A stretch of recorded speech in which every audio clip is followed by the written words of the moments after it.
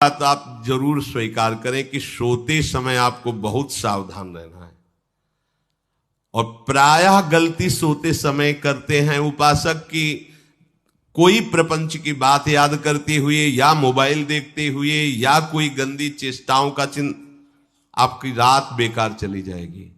अगर गंदी चेष्टा हो गई तो सुबह भी बेकार हो जाएगी, दिन भी बेकार हो जाएगा, निरुत्साहित हो जाओगे। सोते समय आपको समय नहीं देना व्यर्थ चिंतन का। उसी समय विषय चिंतन होता है, उसी समय विषय भोग की आकांक्षा जागृत होती, उसी समय विषय देखने की इच्छा होती। मोबाइल है तो जिस समय आप अपनी शैया पर जाएं स्विच ऑफ कर दें। उसमें मैसेज घंटी आने का कोई भी रास्ता मत रखें। मान लीजिए आप उपासक हैं भगवत प्राप्ति के, 30-35 वर्ष ये नहीं था तो सब मर नहीं गए थे। और बोले इमरजेंसी, जब इसकी 30-35 वर्ष से पहले इसकी कोई रचना नहीं थी, मुझे लगता है, क्योंकि 30-35 वर्ष में ही इसका विस्तार देखा है। नहीं तो कभी किसी के पास मोबाइल नहीं। कोई बड़े अधिकारी तो इतना बड़ा वो, इतना बड़ा वाला वो ऐसे रखते थे। नहीं तो मोबाइल तो हमें लगता है 30-35 वर्ष। तो फिर इमरजेंसी कैसे चलती थी? कैसे चलती थी इमरजेंसी? और आप ब्रह्मा हो क्या कि इमरजेंसी संभाल लोगे? स्विच ऑफ करो। जो सब इमरजेंसी संभालने के लिए तैयार रात दिन न सोता है, वो हर समय जागृत रहता है, वो हमारा आराध्य देव है। स्विच ऑफ करो, चिंतन लगाओ श्री जी का।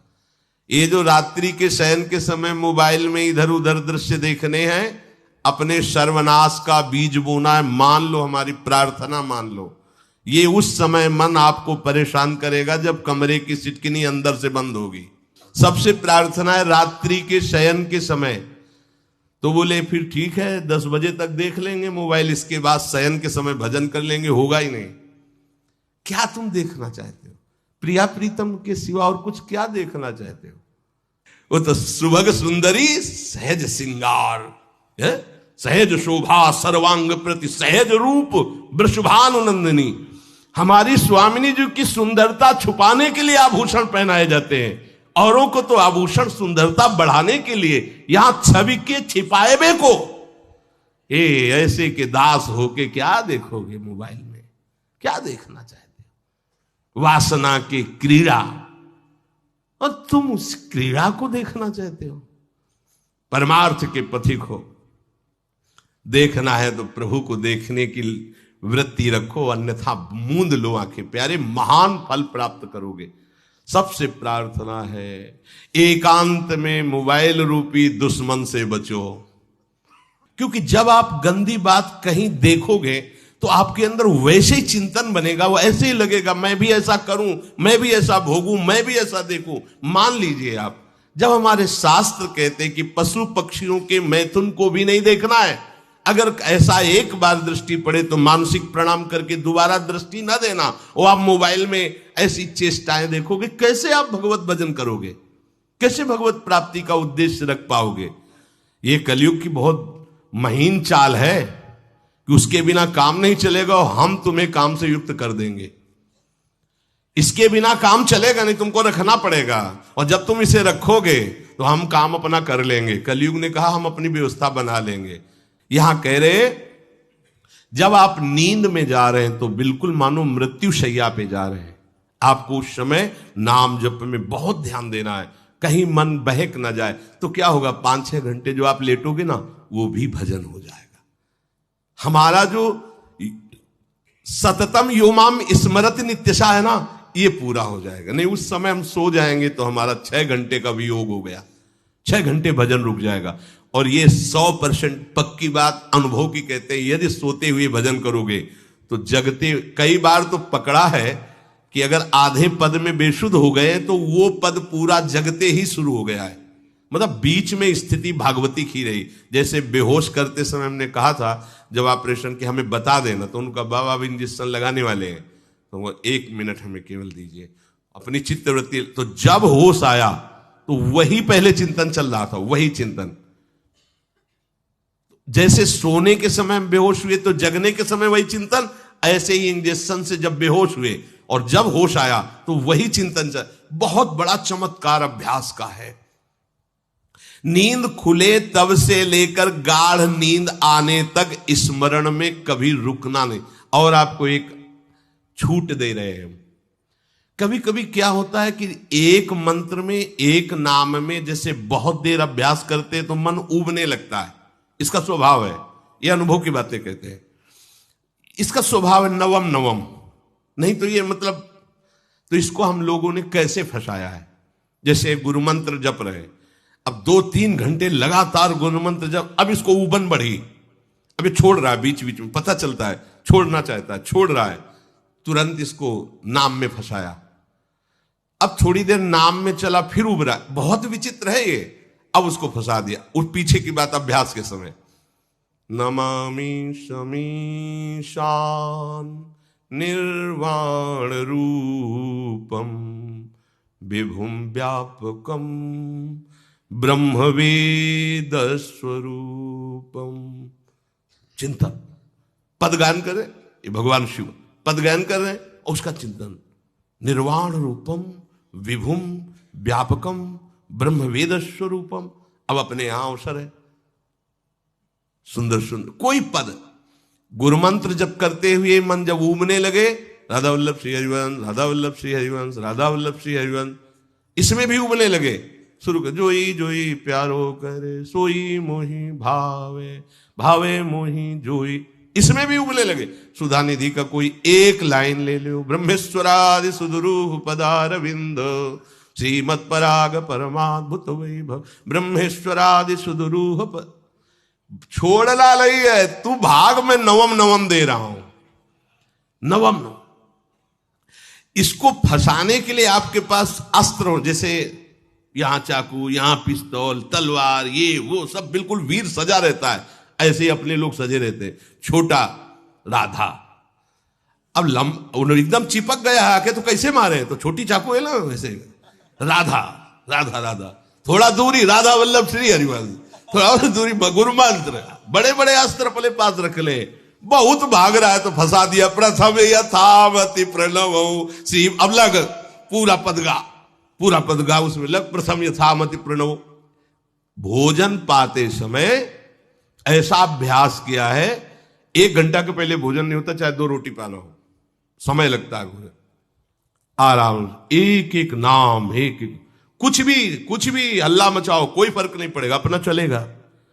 अभ्यास स्नान के समय, भोजन के समय, किसी क्रिया के करते समय, किसी से बात करते समय, सोते समय, ये विशेष स्थान जहां में सावधान रहना है। यहां भजन छूटता है, ध्यान देना, यही भजन छूटता है। चलते समय, क्रियावान होते समय, प्रसाद पाते समय या किसी से बतराते समय, ये सब भजन के छूटने के स्थान है और यहीं पकड़ना है भजन को।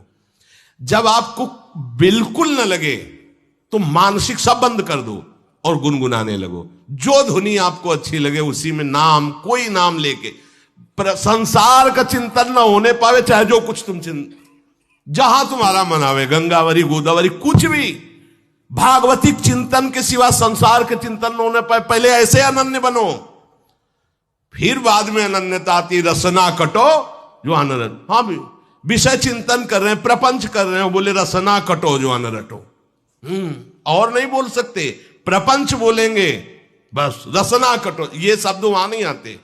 पहले हम आपको छूट देते, भक्त चरित्र, भगवान की चरित्र, नाम, कीर्तन, मंत्र, जो भी चाहो, संसार का चिंतन मत होने देना, पहले ये पकड़ो, फिर आगे चल करके जब पवित्र हृदय होगा तब ये निष्ठा आती, रसना कटो जो अन रटो, निरखियन फुटो नयन।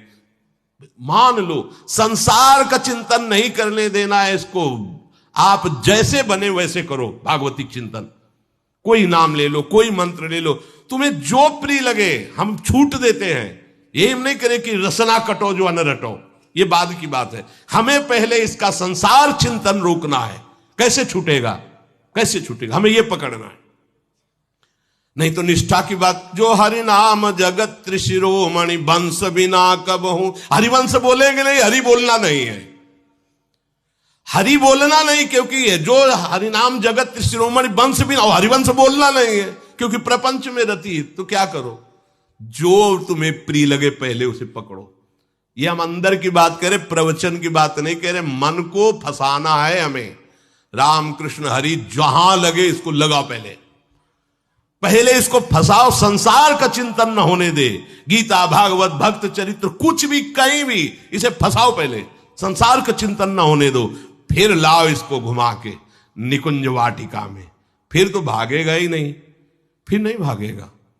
अब सीधे निकुंज वाटिका में किसी महाभाग्यशाली गुरु आश्रित का लगेगा, अन्यथा बहुत प्रपंची मन है। आप आश्रय इधर का लोगे, प्रपंच का चिंतन करोगे, बात बनेगी नहीं। चिंतन छोड़ना है हमें, जैसे बने तैसे संसार का चिंतन छूट जाए तो हम विजय को प्राप्त होंगे। ध्यान दीजिए, इस परमात्म तत्व को वही प्राप्त कर पाता है जिसका राग बीत गया है, खत्म हो गया है, वैराग्यवान। ज्यादा परिश्रम नहीं है वैराग्य में, विवेक नहीं होने के कारण हम वैराग्य नहीं धारण कर पाते। हम बाहरी बातों को वैराग्य ले लेते हैं, ऐसा कपड़ा बदल लेना या कपड़ा ना पहनना या लौकी का कमंडल, मिट्टी का पात्र, तो हम अपने को वैरागी। बात यहां नहीं रुकेगी। वैराग्य का इतना ही मतलब नहीं, ये भी एक बाह्य अंग है वैराग्य का, पर वैराग्य का सच्चा स्वरूप है वीतरागा। कहीं कुछ भी अच्छा नहीं लग रहा, कोई भी सुख आकर्षित नहीं कर रहा, लोक लोकांतर की प्रतिष्ठा, मान, सुख, ऐश्वर्य, व्यक्ति कुछ अच्छा नहीं, राग खत्म हो गया। ऐसा उस अक्षर ब्रह्म को, अविनाशी तत्व को जान पाता है। जगते भयो फिरे बैरागी, जैसी हरिवंश प्रपंच बंच सब ये काल ब्याल को खायो। हालत यह है कि जैसे सांप ने मेढक को पकड़ रखा और मेढक सामने पतिंगा को, कीड़े को पकड़ना चाहता है। उसे यह पता नहीं कि मैं खुद किसी का कवल बन चुका हूं, वो एक झटके में मुझे अपने पेट में ले जाएगा। ऐसे ही हम सब हैं, काल के द्वारा ग्रसित है। काल ने हमें पकड़ रखा है, पर हम भोग भोगना चाहते हैं। हम नाना प्रकार की मान प्रतिष्ठा पाना चाहिए, ये पता नहीं एक झटके में हमारा अस्तित्व ही खत्म हो जाएगा। जिनके अंतःकरण में किसी भी व्यक्ति, वस्तु, स्थान, पद, प्रतिष्ठा का राग ही नहीं रह गया है, उसे कहते हैं वैराग्यवान। वीतरागाः, राग ही नहीं है। जिनका अंतःकरण निष्पाप निर्मल हो चुका है, जिनके हृदय में केवल भगवत प्राप्ति की उत्कट लालसा जागृत हो गई है, ऐसा साधन संपन्न उपासक परमात्म तत्व में प्रवेश पाता है। अध्यात्म मार्ग की ऊंचाई पर वो स्थित हो जाता है। यदि छंतु ब्रह्मचर्यम चरंती, जिनकी इच्छा एकमात्र भगवत प्राप्ति की है, यदि छंतो, तो उनको क्या करना होगा? ब्रह्मचर्यम चरंती, ब्रह्मचर्य का पालन करना होगा। प्रत्येक इंद्रियों का निर्विषय हो जाना वास्तविक ब्रह्मचर्य है। केवल जनेन्द्रिय से ही ब्रह्मचर्य को नहीं लेते। हमारी प्रत्येक इंद्रिय भोगों से रहित होकर भगवत अनुराग में, नेत्र प्रभु को देखना चाहते हैं, त्वगेंद्री प्रभु को स्पर्श करना चाहती है, घ्राणेन्द्री प्रभु के श्री अंग की गंध पाना चाहती है, श्रवणेन्द्री प्रभु के वचन सुनना चाहती है। एक एक इंद्रिय अपने प्रभु में लग गई, अंतर्मुख हो गई, बाहर विषयों का त्याग हो गया। इसे ब्रह्मचर्य कहते हैं। पर प्रारंभिक ब्रह्मचर्य में जनेन्द्रिय का ब्रह्मचर्य अत्यंत आवश्यक है। यदि जनेन्द्रिय जन्य व्यभिचार दोष से युक्त है तो कदापि उसे भगवत प्राप्ति नहीं हो सकती। शुभ गति व्यभिचारी शुभ गति चाहे, असंभव। और भगवत मार्ग में सबसे बड़ा दुश्मन यही व्यभिचार दोष है, काम। इसी से हमारा हृदय मलिन होता रहता है, अंधा बटे और पड़ा चबाए वाली दशा रहती है। कहते हमें 50 वर्ष हो गए। अरे 50 जन्म हो जाए, तुम व्यभिचार करो, गंदी बातें करो, गंदे चिंतन करो, सो समय व्यतीत कर, अनंत जन्म व्यतीत हो गए, भगवत प्राप्ति हुई क्या? 50 वर्ष से भगवत प्राप्ति हो जाएगी क्या? 5 मिनट काफी है भगवत प्राप्ति में, एक बार नाम काफी है। वो स्थिति तो लाओ। बार बार बहिर्मुख वृत्तियों के द्वारा विषयों में सुख बुद्धि कर लेने से हमारा सारा का सारा अध्यात्म चिंतन बदलता रहता है, इसलिए लाभ नहीं मिल पाता, एक रस चिंतन नहीं रह पाता। बार बार विक्षेपी विषय करते रहते हो, हम सहते रहते हैं और भोगते रहते हैं। एक बार तो हिम्मत करके उठो, अब लो नशानी अब ना नशई हो, एक बार तो दृढ़ बनो। बस मन के अनुकूल चलने की बात को तुम्हें रोकना होगा, तभी तुम्हारे अंदर यदि क्षंतो, ऐसी इच्छा जागृत होगी। पक्का पक्का ऐसा ही है, जब हम किसी विषय के वेग को सहते हैं, विषय नहीं भोगते हैं, तो मन बहुत जलाता है। उस जलन में फिर एक ही बात होती है, बस भगवत प्राप्ति हो जाए, झंझट खत्म हो जाए। कब तक हम इसमें चलेंगे? एक बार भगवत, वो जलन हमको भगवत प्राप्ति की इच्छा प्रकट करती है।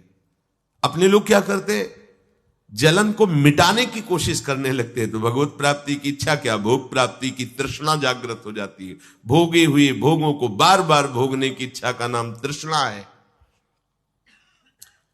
बाहर और भीतर से कोई सहयोगी नहीं, जल रहा है उपासक, तब रास्ता निकलता है भगवत प्राप्ति का, तब इच्छा प्रकट होती। अब नहीं, बहुत जल लिया, अब तो केवल प्रियाजू के समीप जाना है, अब तो प्रभु के सानिध्य में रहना है, नहीं इन भोगों की जलन में जलना है।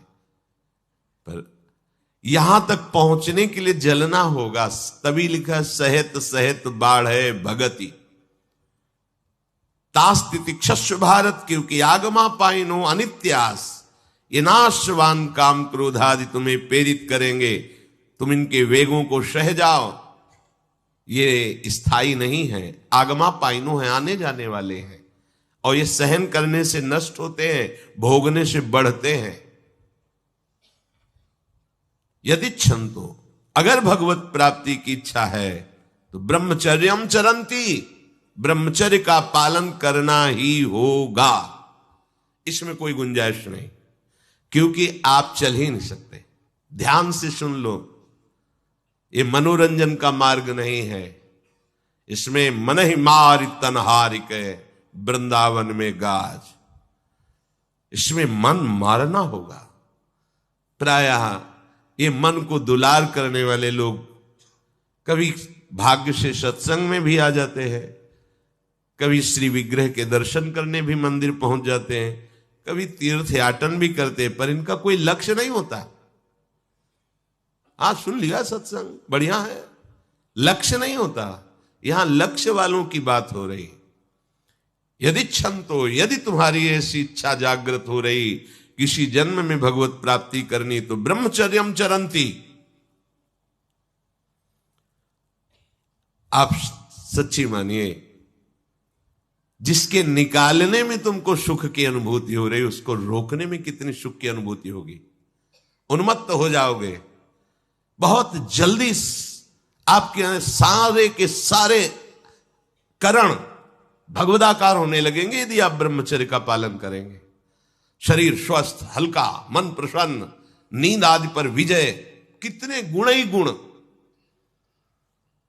और ब्रह्मचर्यहीन आलस्य, प्रमाद, भोगों का चिंतन, मन का डिप्रेशन में पहुंचना, कमर में दर्द, टांगों में दर्द, सर में दर्द, घबराहट होना, बिना किसी कारण के मन भयभीत हो रहा है, भोजन अपच हो रहा है, बिना किसी प्रक्रिया के वीरनाश हो रहा है, बिना किसी प्रक्रिया के।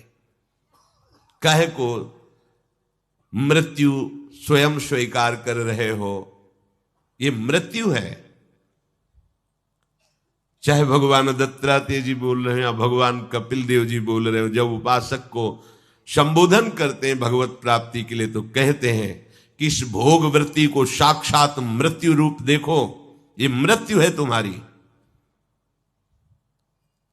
जब शरीर राग त्यागना है तो तुम शरीर से भोग भोगोगे तो आसक्ति शरीर की पुष्ट होगी, आसक्ति भोग सुख की पुष्ट होगी, है नहीं। कितने दिन शरीर रहेगा, कितने दिन भोग रहेंगे। विचारवान बनो, ब्रह्मचर्यम चरंती, ब्रह्मचर्य का पालन करो। उपासक जो ब्रह्मचारी होता है उसका खिला हुआ चेहरा रहता है, जैसे कमल खिला हुआ, बिना किसी कारण के उसकी मुख मुद्रा में प्रसन्नता होती है।